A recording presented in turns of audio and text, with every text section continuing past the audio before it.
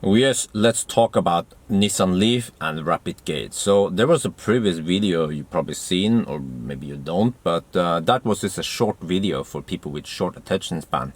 Now this one will be more detail about the rapidgate issue. So yes, just bring your snack or whatever and then start watching this long ass video. So just to recap a little bit, Nissan, they've been updating some of the new cars with this different software that allows the car to charge at higher charging power, higher kilowatt, when the battery is warm. So you see there's a graph here that shows you that, okay, the red graph is how it was before, and then the blue graph is how it is today.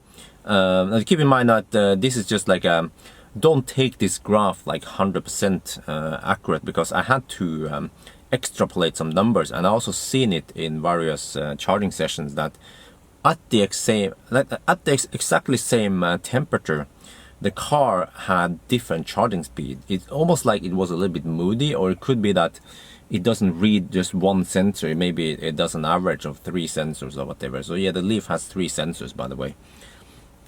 And also one thing you should know is that this graph here tells you what the maximum charging speed is for that charging session. So the Leaf works like this, that once you plug in the fast charger, it will check the temperature on the battery, and then it will kind of set the maximum speed for that charging session. So if you, during the charging session, unplug after the temperature has gone up, and then you plug in again, then you will actually you might get lower charging speed than you had with if you didn't unplug. Yeah, that's just how it works.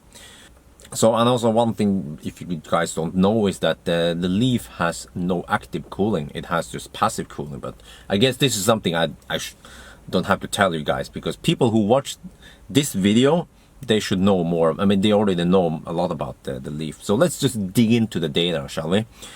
So last time I made last time I had this similar topic, I made lots of graphs and stuff, but this time I tried to do it differently. So let's see here, we have a big ass table. So let me explain what this table means.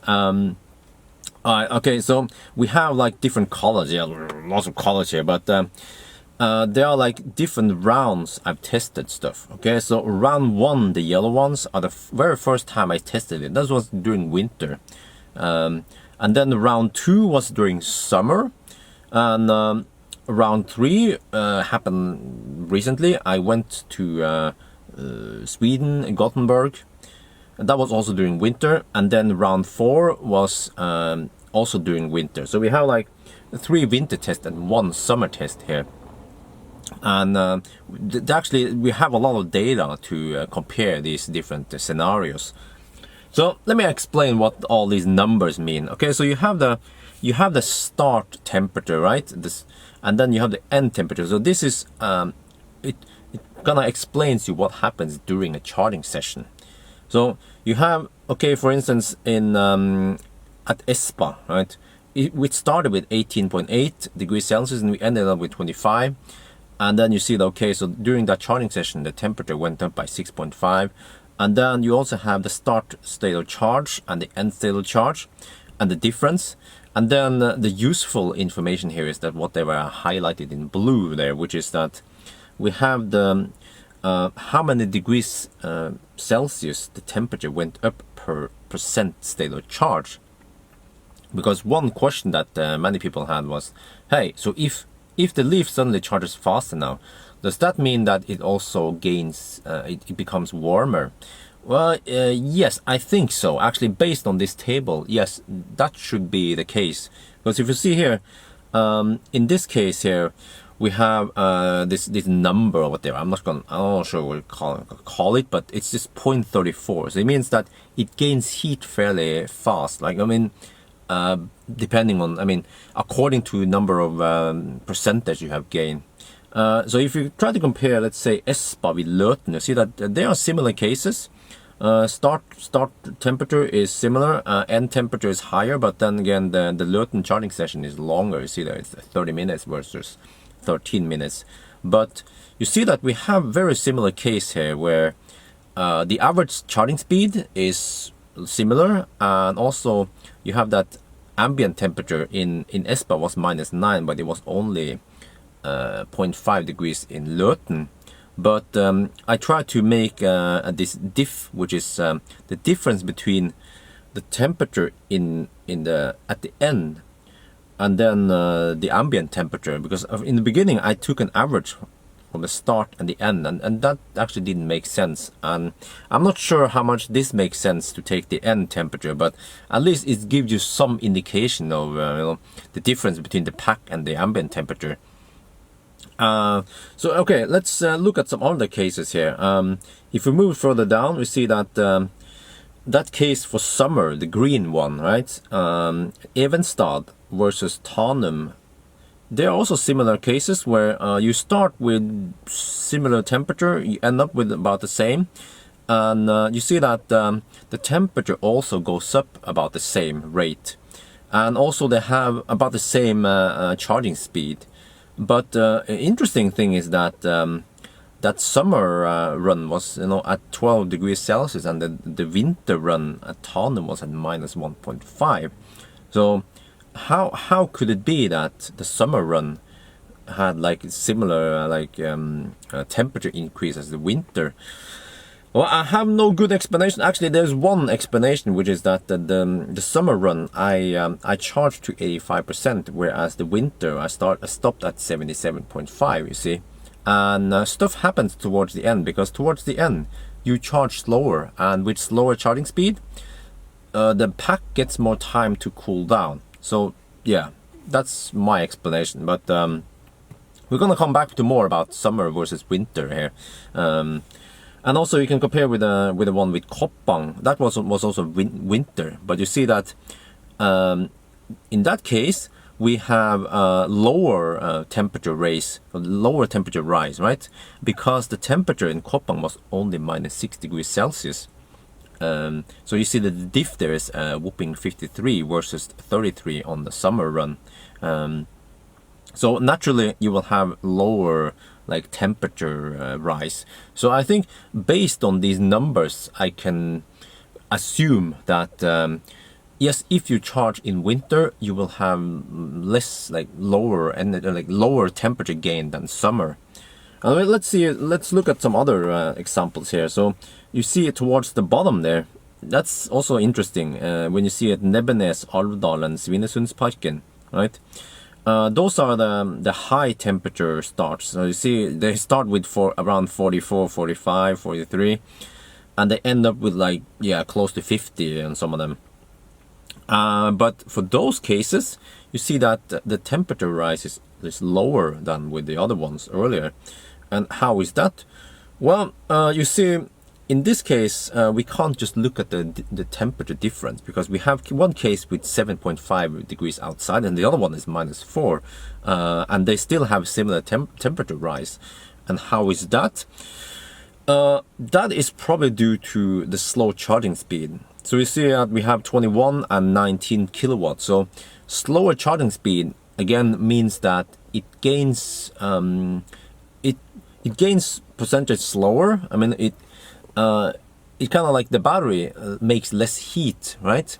But also the battery, you get more time for the battery to cool down, because I've seen it when I was parked, not plugged in or anything, that the temperature started dropping. Actually, it depends, if it's very warm, I mean, if the battery is very hot, then the temperature can actually drop by 1 degree Celsius just within a couple of minutes. So interesting stuff, yeah. So and again, this is the table for charging session, okay? And one thing you should pay attention to is that for every case here, you see that the temperature is going up during the charging session. We don't have any fast charging sessions where the temperature goes down, you see? And also another thing to note is that if the battery is if the battery is cold, then naturally you will have more temperature gain versus if the battery is hot, because then the delta, the difference between let's say 50 degrees Celsius and the pack versus 0 degrees outside is greater than when the battery is cold. So naturally that's what will happen. So basically what I'm saying is that once you start fast charging in the beginning of your trip, you will have a greater increase, and then as the battery gets warmer and warmer, then it kind of like almost stabilizes at one point. All right, and then let's look at the next big ass table here. Yeah, so this one is like also very confusing, but at least you will recognize some of the same numbers. But in this table, we look at driving between the fast chargers. Okay, so again, we have the same colors, the same rounds, and here you see that I sorted them so that on top of the table you have the biggest temperature drop, because what you want to do is try to drop the temperature between the fast charging session. Like I mentioned, you know, during the fast charging, the temperature goes up, so you want to make the temperature drop between the fast charging. All right. And why is it so low on the first rounds? If you see Kvikne, Bergkok, Alvdal, probably because it's winter, and probably because I was driving kind of slow. You see, the average speed was 75 and 81 kilometers per hour only. I didn't look. I mean, there are so many variables I could include in this table. It would become very cluttered and yeah, messy. Like I could include wind direction, I could include weather, and also important thing is elevation. But I try to just make this as simple as possible. So one thing you should note is that the reason why that Kvikne Bergkok has this great temperature drop is probably because the power output was low. So that's a new column in this table, is that average power output throughout that leg was 9 kilowatt only, and I think that makes a huge difference. You're gonna see it later. So you see that during winter, but let's look at that Nebbenes Moss leg. You see that one, okay, 13. It's during summer, right? So you would assume that okay, during summer the temperature is going to go up, or you won't lose much temperature. Actually, you do. You see, the temperature still goes down, and that is because the power output is lower. So when you have lower power output, you also have lower lower heat loss. Okay, so we will see more of that. Okay, there are so many examples. I'm not sure which one I should look at, but again, we see that during summer you tend to lose less than during winter, but it's not always like that. So you can see, well, you can just look at the table yourself and try to figure out something. But you see in general that the winter runs, okay, the summer runs are only the green ones. You see that the summer runs, those kilowatt numbers are like 8 and 9 and 10 and 8 and 9. You see, they're mostly 10 or lower. But then if you look at the winter runs, which are most of the other ones, you see they are hovering around 12, 14, 16. So that's almost like, let's say 20 to 50% higher energy consumption than summer, you know? And that makes a huge impact on the temperature drop, because if you look lower here, you see that eventually those numbers are positive rather than negative. So that means that instead of losing temperature, like dropping the temperature, you actually gain temperature between the legs, and you don't want that to happen. You want to go down. And for example, the Tanum Svinesundsparken leg, I tried to hammer it, and that I was punished for that. You see, the average speed was 100 kilometers per hour. I don't remember how fast I was driving, but when you do that, when you drive too fast, then you gain temperature. So this is again, yeah, I will come back to that, by the way. But you don't want to drive too fast with the Leaf, but it depends how far you want to drive.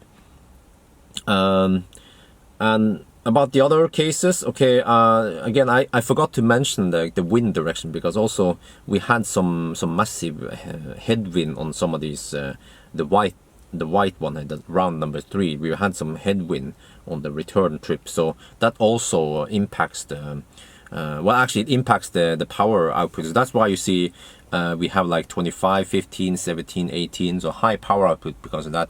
And again, high power output means less heat loss. I mean, less heat drop. Yeah. Is there something else I should see? Oslo Evenstad. What about the summer? Why? Okay, that was also interesting. The Oslo Evenstad, the summer run towards the bottom here. So why did we gain temperature rather than losing?